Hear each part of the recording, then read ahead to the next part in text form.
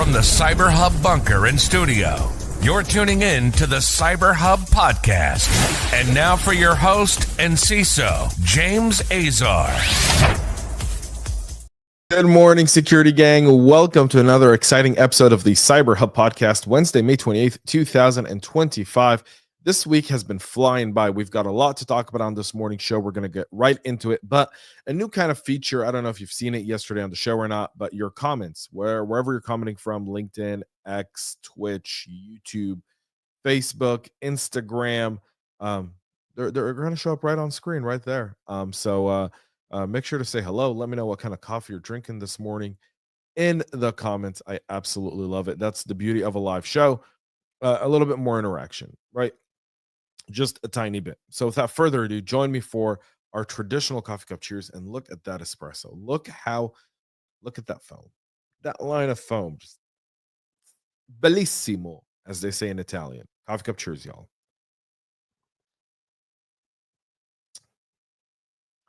Brilliant. All right. A lot to talk about this morning. We're going to start with one of my favorite cities in America, Sheboygan, Wisconsin. And I've never been to Sheboygan, Wisconsin. I want to go to Sheboygan, Wisconsin, because I feel like Sheboygan is a great name for a city. I feel like it's an absolutely great name for a city. It might be the best city name in America. I dare you to find a better one. Well, the cyber attack, the ransomware attack that took place on Sheboygan, Wisconsin, how dare they attack Sheboygan, happened in October of last year. They've just finished their forensic analysis nearly 2 weeks ago, and now they're notifying residents that around 50,000 residents. They previously thought it was about 50,000. It's now 68,000, I believe, all in all, that were victims of the ransomware attack. So the attack was claimed in November by a ransom group called Cohort, which shared screenshots of a list of file archives and demanded a ransom.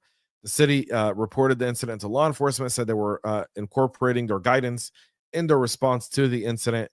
What they're now offering residents is 1 year of identity protection services to those impacted. As part of the breach notification letters, Sheboygan is one of several government bodies in Wisconsin to be targeted by ransomware gangs. And so there's that. The Cohort ransomware gang emerged in November of 2024. They've claimed attack on several state institutions, including Kuwait's Public Authority for Agricultural Affairs and Fish Resources, and a public school in Georgia, among others. So, you got that to deal with today there. MathWorks, a leading developer of mathematical computing and simulation software, also known as MATLAB, numeric computing platform, and simulation and the Simulink simulation used by around 100,000 organizations and 5 million customers, is experiencing an outage due to a ransomware attack on their infrastructure. According to a statement by the company, MathWorks experienced a ransomware attack. They've notified federal law enforcement of the matter. The attack affected their IT systems. Some of our online applications used by customers became unavailable as early as Sunday on May 18th, while ongoing outages resulting from the incident still affected many of its online services, including Cloud Center, File Exchange, License Center, and MathWorks stores. The company has since brought back those items, those services online. So they had some SSO issues and whatnot. They're still not reporting who was behind the attack or what kind of attack it was. But nonetheless, we're seeing more and more organization get hit with these types of ransomware. And again, you're seeing it specifically going after IT infrastructure and IT maintenance. The patching of your IT products has to become a top priority, because we know within 24 hours,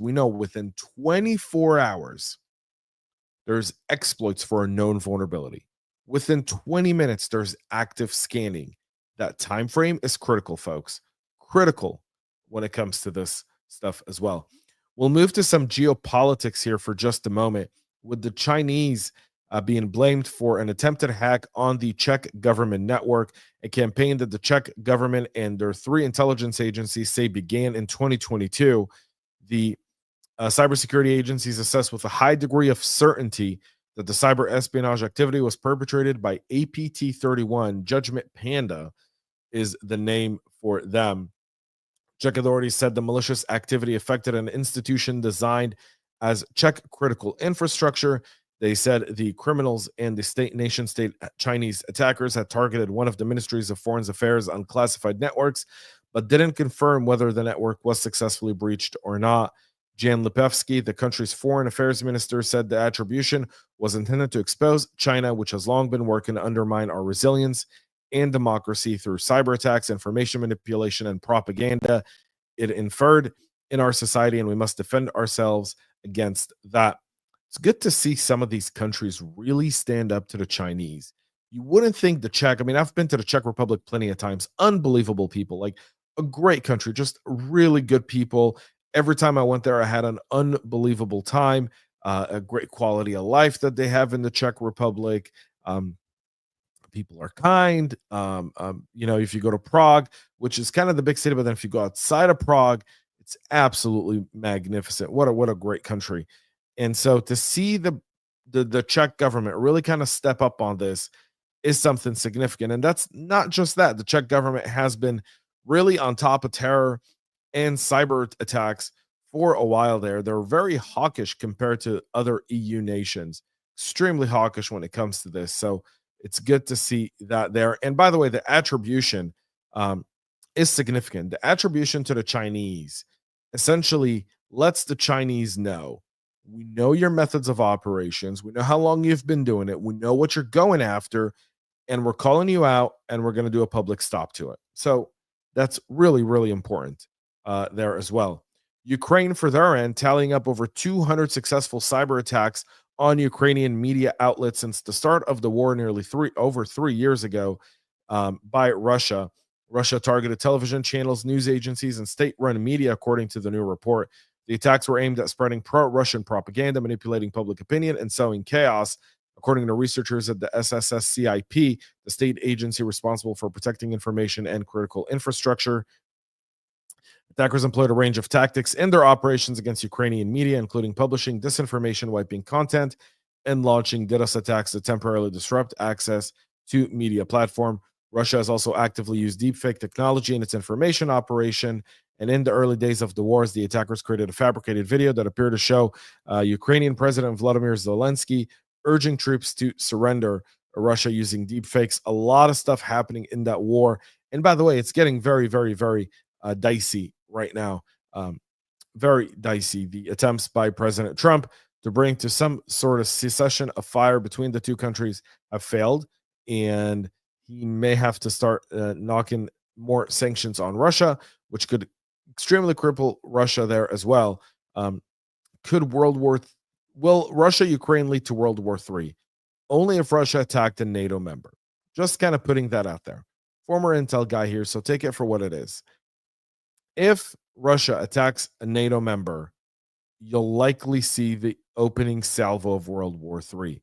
If they don't, then this is a regional conflict that may escalate for years to come as Russia plays a war of attrition against Ukraine and against Europe and NATO because they feel like they can leverage that. They feel like Russia can withstand the war of attrition, whereas in the West and the democracies may not, because you're only as strong as your next election cycle. And so there's that there as well. So we'll see. But the cyber attacks as part of this war have always been very, very interesting. The cyber attack on Baltimore back in May of 2019 was Robinhood's best known attack, the gang there. The Justice Department now said have arrested, and they arrested someone, and he's already pled guilty. Sina Golandush, an Iranian national, pled guilty yesterday to a computer fraud and wire fraud conspiracy charges, acknowledging that he and the unnamed partners broke into dozens of networks, locked up data with the Robinhood malware, and demanded Bitcoin ransomware. The city of Baltimore spent nearly $19 million on recovery and lost revenue. Additional Robinhood ransomware victims were reported in North Carolina, Oregon, New York, and New Jersey. Prosecutors said the gang worked like a modern ransomware as a service shop with operations dating back to 2019. So it's great that they have someone in play, and that person has pled guilty and will now be facing his time in jail. Indian police in the southeastern Indian state of Andhra Pradesh questioned more than 100 people and arrested 33 suspects as part of a crackdown on a cyber criminal enterprise modeled on the syndicates that we've talked about here on the show in Cambodia, Laos, and Myanmar, where they essentially hire young English-speaking people from different parts of India, and then they force them to work at defrauding people in call centers in the US, Australia, and the UK. They ran a fake call center posing as members of Amazon's customer support, with different groups within the enterprise taking on different roles. So now they're seeing these syndicates pop up in places like India, Nigeria, and Southeast Asia because these regions offer the perfect storm for this kind of business model. All in all, the Indian police have arrested them and taken that call center offline. It's a small drop in the water here overall, but nonetheless, still a positive move forward. The Dragon Force ransomware gang, which was behind the Marks and Spencer's attack and the Co-op attack and so many others, has now breached a managed service provider using its Simple Help RMM, the remote monitoring and management platform, to steal data and deploy encryptors on downstream customer systems. Sophos was brought in to investigate the attack and believed the threat actors exploited a chain of older Simple Help vulnerabilities, tracked to CV 2024, 57727, 57728, and 57726. So your managed service provider, you have an RMM tool, which helps you monitor and manage endpoints, and you've never patched it. Let that sink in. Easy mark. This is one of the things. Whenever you hire an MSP or MSSP, I'm going to give you a little piece of advice, and I think it's really, really important to understand. What's your internal security controls look like? And I don't mean show me a policy. I mean, I want to speak to your internal security person. You don't have one? Red flag. Right away, red flag.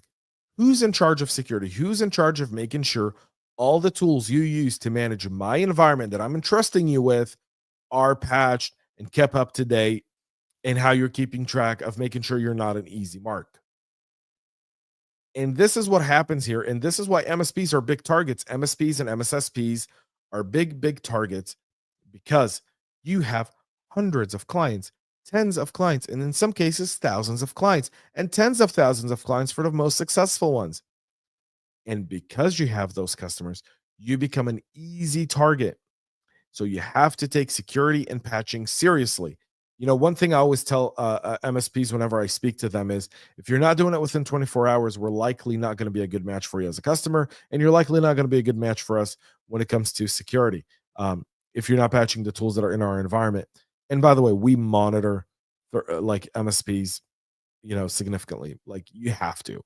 There's no other choice. There's no other choice, folks. None there. So there's that. Apple, for their end, saying they blocked over $9 billion in fraudulent App Store transactions over the last 5 years, with over $2 billion in potentially fraudulent transactions prevented in 2024 alone. The company's annual App Store fraud analysis showing that Apple identified nearly 4.7 million stolen credit cards, blocking 1.6 million accounts from making transactions again. The App Store team also blocked hundreds of thousands of unsafe apps last year that could have impacted the App Store's more than 813 million visitors a week, rejecting almost 1.9 million apps that didn't meet Apple's privacy and security standards out of the 7.7 million App Store submissions reviewed. That's a lot. Another 320,000 apps were rejected for being copycats of already submitted apps and misleading users, while around another 43,000 were denied entry into the App Store for using undocumented or hidden features. Hey, Google, take note. That's how you run an App Store. So there's that there. Discovery of the fraud probes, the company removed another 143 million fraudulent ratings and reviews from the App Store. All these apps that are buying reviews on Fiverr and whatnot for their stores, those always get reviewed. If it's not honest, it doesn't happen. So good job by Apple there. For the Mozilla and Chrome fans of the show, make sure the latest release of Chrome 137 and Firefox 139 with patches for a total of 21 vulnerabilities between the two browsers, including 3 rated high, have been pushed out to the public. Chrome 137 fixes 11 security issues, 8 of which cover security defects reported by external researchers. Google says that it handed out $7,500 in bug bounty rewards to the reporting researchers. And so there's that. Firefox released Firefox 139 with patching 10 different vulnerabilities, including a high severity double free issue in the libvpx. No CV identifier has been issued to that, so you want to make sure you get those patched up as well. And consolidation continues in cybersecurity with Zscaler now acquiring Red Canary. Red Canary is an MDR, managed detection and response company based out of Denver, Colorado. Red Canary raised around $135 million across several funding rounds, including an $81 million Series C in 2021. The company counts Summit Partners, Nora Mosley Partners, Access Venture Partners, and Kairos Tech among its venture backers. For Zscaler, the Red Canary deal follows a $350 million acquisition of Avalor and added investment into its Risk 360 risk quantification dashboard and framework. So yesterday we had Checkpoint doing an acquisition there on exposure management. Now you're seeing Zscaler acquire MDR as they step up. Again, best and sweetest coming. You're going to see the Zscalers, the Palos, the Checkpoints, the Googles. They're all coming. They're all coming. The games of giants, the little companies may soon be a thing of the past. The startup village may soon become very, very small in more conferences we go to. And these big booths will become much, much bigger as they want to show their best in suite products. That's the consolidation happening now. A lot of it is economic. Meaning the slowdown in budgeting, in spending, and trying to get more acquiring companies to get more pieces of budgets within customers in order to really be able to show growth when the market stagnates is what a lot of these public companies do. That's why you're seeing it. That's it for our show this morning. We'll be back tomorrow at 9 a.m. Eastern live with all the latest and greatest cybersecurity headlines. Make sure to check out cyberhubpodcast.com for all of our exclusive content, including a breakdown of today's show with some action items delivered directly in your inbox shortly after the show. Thank you all for tuning in. Have a great rest of your day. And most importantly, stay cyber safe. We love feedback, so make sure to connect with us on social media and subscribe to our podcast on your favorite podcast listening platform.